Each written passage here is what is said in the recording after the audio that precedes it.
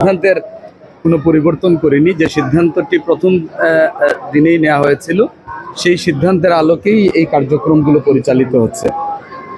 আমরা সিদ্ধান্ত নিয়েছিলাম, আপনারা নিশ্চয়ই, আমরা গণমাধ্যমকে জানিয়েছি ইতিমধ্যে, যে আমাদের সিলেট 1 আসনের মাননীয় সংসদ সদস্য এবং বাণিজ্য মন্ত্রী জনাব খন্দকার আব্দুল মুক্তাদির সাহেবকে প্রধান করে একটি 13 সদস্য বিশিষ্ট কমিটি গঠন করা হয়েছে, যেখানে আমাদের সম্মানিত সদস্য হিসাবে যারা আছেন তারা গতকালকে বসেছিলেন এবং বসে কিছু প্রাথমিক সিদ্ধান্ত নেওয়া হয়েছে।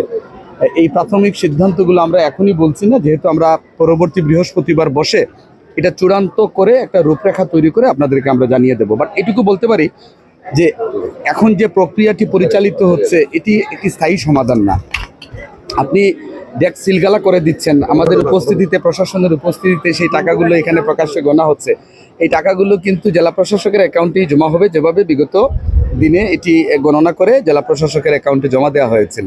বাট এই টাকাগুলো কিভাবে বন্টন হবে, এখানে ধরেন আপনি অনেক এমপ্লয়ি আছে, হ্যাঁ, অনেক এমপ্লয়ি আছে যারা এখানে চাকরি করেন, তাদের বেতনের একটা ব্যাপার আছে। এখানে একটা নোংরখানা আছে, যারা এখানে প্রতিদিন খাবারের ব্যবস্থা থাকে 3 বেলা সম্ভবত। তো এই যে মানে স্বাভাবিক যে কার্যক্রমগুলো দরকার পরিচালিত হয়, সেটা কিভাবে পরিচালিত হবে। আপনারা আরেকটা জিনিস খেয়াল করে দেখবেন, এটি 700 বছরেরও অধিক সময় থেকে এইভাবে পরিচালিত হয়ে আসছে, কিন্তু এখানে একটা সুব্যবস্থাপনা কিন্তু নেই। এটি আমরা সকলেই স্বীকার করি এবং দরগা, মসজিদ, মাদ্রাসা এবং মাজারের সাথে যারা সম্পৃক্ত আছেন, আমরা সকলেই কিন্তু একমত হয়েছে যে দরগার আসলে উন্নয়ন প্রয়োজন। এখানে একটা অজুখানার প্রয়োজন, এখানে একটা বিশ্রামাগার প্রয়োজন, এখানে একটা কালচারাল কর্নার প্রয়োজন।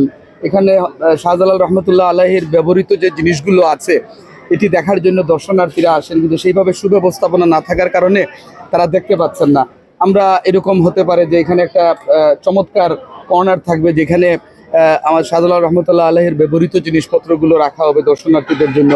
700 বছর থেকে কিন্তু অনেকেই অনেক তথ্য দিয়ে অনেক বই রচনা করেছেন, কিন্তু সেখানে এই বইগুলো কিন্তু কোথাও আছে অথবা গেলে পাওয়া যাবে এরকম কোনো তথ্য এখানে নেই। যারা আসেন তারা এই তথ্যগুলো জানতে চান, যে উনি কিভাবে সিলেটে যুদ্ধ করেছেন, বিজয় অর্জিত হয়েছিল, ওনার সময় থেকে বিগত দিনগুলো কিভাবে পরিচালিত হয়েছে।